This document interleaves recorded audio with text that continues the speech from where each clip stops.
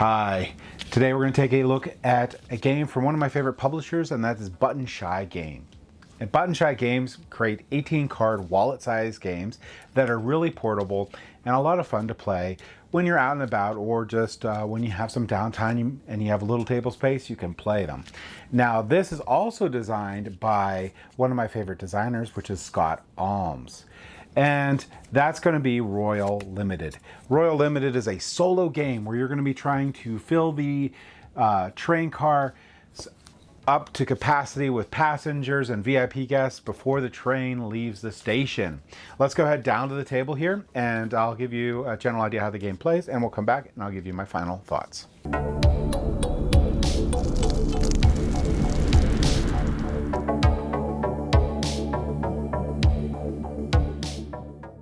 All right, so we're going to take a look at Royal Limited. Now, the flavor text to this is England 1960, revolutions in music, fashion, art, and more draw celebrities from around the world. Superstars wind their way across the country using the ultimate in luxury travel, a train line catering to the elite, while the less fortunate passengers jostle for space to get a glimpse of their idols. There is no time to waste, so grab your bags and get on board. This game is going to come with one conductor, 12 train cards. So this is your conductor. This is the 12 train cards here. And these are going to be your 5 different VIP cards that you can have in the game, and they are double-sided, just so you know. All right, so how do you set up this game? Well, your train conductor, this is going to be the person who is going to show you when the game's going to end as time goes by. And you're going to set up and shuffle this train deck here of 12 cards. So we're going to shuffle this train deck of 12 cards here, and we'll place that right here off to the side. We need enough room for the train line. I've shortened it a little bit just so we can save space for the camera here. We're going to shuffle the VIP cards here. It doesn't matter which side is facing up, and we're going to place 2 of them in there. And then we're going to set the rest aside. So there's, of these 5, they're double-sided, so this gives you 10 different VIPs that you can have in the game. So that is a lot of variability that you can have per game. And again, this is a single-player game. We're going to draw 5 cards. So we'll go ahead and draw these 5 cards. And these 5 cards here are somewhat multi-purpose cards. We're going to go over what that is in a second, but that is basically the setup that you're going to need to do for the Royal Limited. Now, gameplay over the course of 4 rounds, and that's going to be tracked with this train conductor here. So over the course of 4 rounds, you're going to build a train and fill it with passengers and VIPs. Each round you will play cards from your hand as either car or passenger to add to the train. Then discard any remaining cards and draw a new hands. Okay? So, play cards. Take a series of the following actions to add cars, passengers, and VIPs to the train. You may repeat these actions as long as you have cards available. So you're going to add a card. Choose a card from your hand to play horizontally as a new train car. So I can pick one of these and I can put it out as a new train car. It may have a color and a number on it. Sequential cars must have different color and different numbers on them from the rightmost car on the train. So the next one I placed has a different color, and it is a 0. So that falls in that room and that rule, and that's fine. Each car's number is also its placement cost. So I have to discard a number of cards equal to the chosen car cost. Do not discard if there is a card number 0. So then add the chosen card to the rightmost car. So if I played this one here, I'd have to discard 2 cards. So I'll go ahead and discard 2 cards to play that one. I'm going to go ahead and play this one next. So it's going to be the next rightmost train card. And I don't have to discard any cards because it's a 0. So that is add a car. The next thing you can do, you can add a passenger. You can choose a card from your hand to play it vertically as a passenger in an unoccupied train. Each car may hold a maximum of 1 passenger or 1 VIP. The passenger must match the color of and or number of the car they're placed in. There is no cost to add them to the train. Tuck the chosen card vertically under the car with the ticket showing representing the passenger. All right, so basically I could place this one under the 2 here.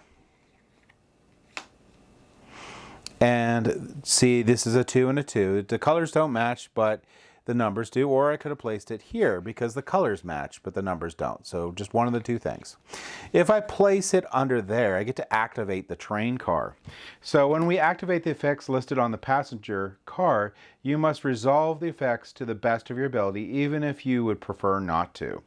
So in this one here, so if I take a look at this card here, I'm going to be able to draw 2 cards, and then next place a passenger of value 1 or 2.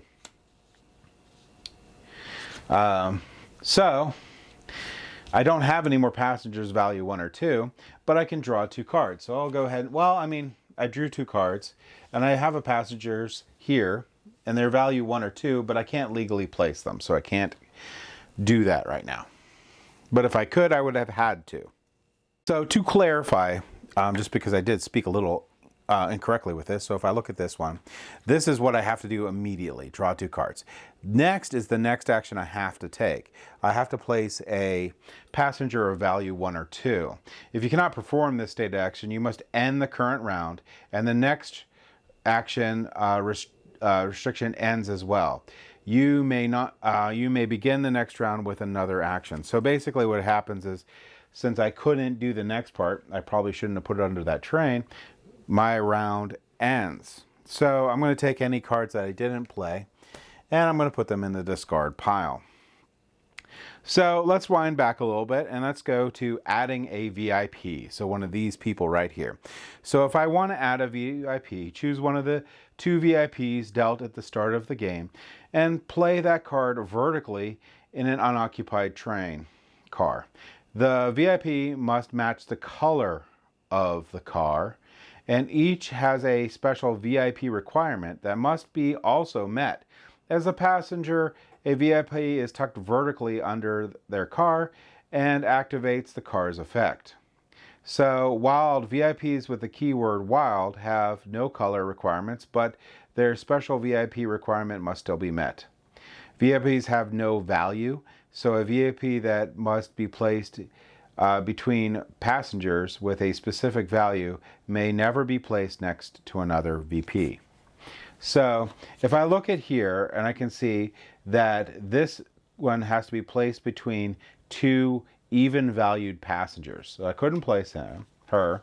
And the train must have 3 cars placed in the lowest valued unoccupied car. So I don't have 3 cars, I don't have, so I couldn't play a VIP, but that's the rules for playing a VIP. Now the end of the round. The end of the round, when your hand is empty or when you cannot or do not wish to play any cards further because of this next thing, my round would immediately end.